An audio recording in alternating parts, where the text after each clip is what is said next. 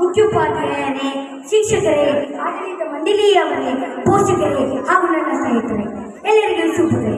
ಪ್ರಥಮವಾಗಿ 78ನೇ ಸ್ವತಂತ್ರ ದಿನಾಚರಣೆಯ ಶುಭಾಶಯಗಳು.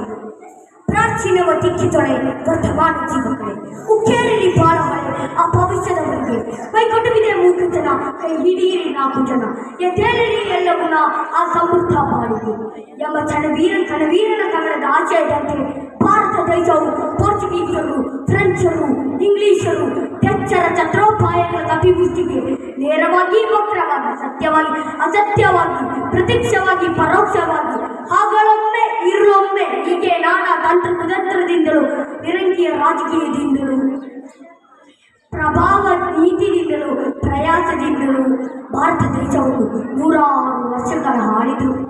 ಆದರೂ ಸಹ ನಮ್ಮ ವೀರ ಮೃತ್ಯು ನಾಯಕರಾದ ಮಹಾತ್ಮ ಗಾಂಧೀಜಿ